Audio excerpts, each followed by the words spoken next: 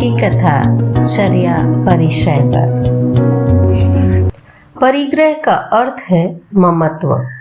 मुनि किसी कुल, नगर या देश के प्रति आसक्त न हो, प्रतिबद्ध न हो। प्रतिबद्धता से संयम की हानि होती है। मुनि गृहस्थों से असंबद्ध रहे तथा अनिकेत होकर विचरण करे। कोलकर नाम का नगर था। वहाँ बहुश्रुत स्थविर आचार्य संगम अपने अनेक साधुओं के साथ निवास कर रहे थे। वे वहाँ स्थिरवासी थे। वे सब निरंतर अपनी चर्या में पूर्ण जागरूक थे और आगमों के अनुसार चर्या का पालन करते थे। एक बार उनका शिष्य दत्त लंबे समय के बाद वहां आया और अपने स्थिरवासी आचार्य को देख उसने सोचा, ओह, ये तो नियतवासी बन गए, मुझे यहाँ नहीं ठहरना चाहिए। वह अन्यत्र ठहरा। आचार्य भिक्षा बेला के समय ऊंच नीच कुल में गोचरी करने गए। वह भी उनके साथ हो गया। काल दोष से उस दिन आचार्य को आंत प्रांत भोजन मिला। आचार्य निसंग भाव से आहार लेते हुए अनेक घरों में घूमते रहे। शिष्य आकुल व्याकुल हो गया। उसने अंट संट बोलना प्रारंभ कर दिया। आचार्य उसको शांत करने के लिए एक धनी के घर में गए।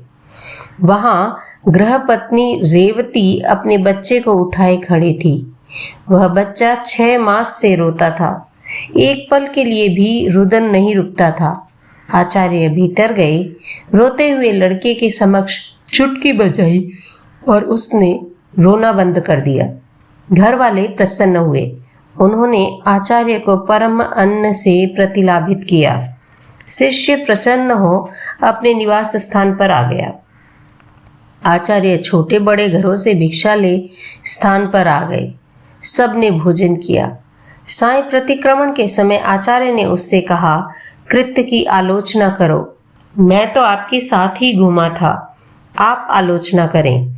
आपने अमुक घर से घात्रपिंड लिया था, यह अकल्पीय है। आचार्य बोले, दूसरों के अति सूक्ष्म छिद्र भी तुम देख लेते हो। वह बोला, यह असत्य है।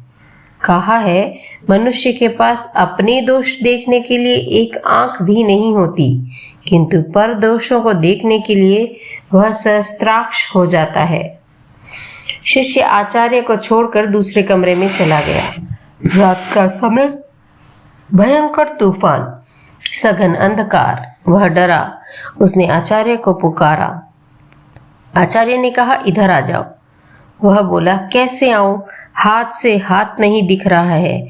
सर्वत्र सूची भेद अंधकार व्याप्त है। आचार्य लब्धि संपन्न थे। उन्होंने अपनी उंगली आगे की। वह प्रज्वलित होकर आलोक बिखेरने लगी।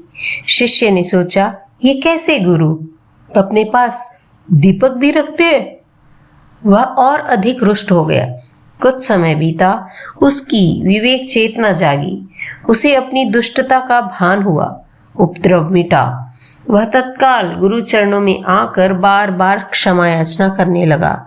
उसने कहा, आप ही मेरे तारक हैं, आगे फिर मैं ऐसा आचरण नहीं करूंगा।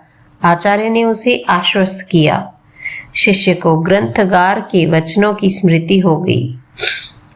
जो मुनि ममत्व और अहंकार से शून्य होते हैं, जो संयम, तप और चारित्र में जागरूक रहते हैं, वे नियतवासी होने पर भी, एक क्षेत्र में रहने पर भी अपने कर्मों का क्षय कर देते हैं। निगमन। आचार्य संगम ने चर्या परिचय को समभाव से सहा।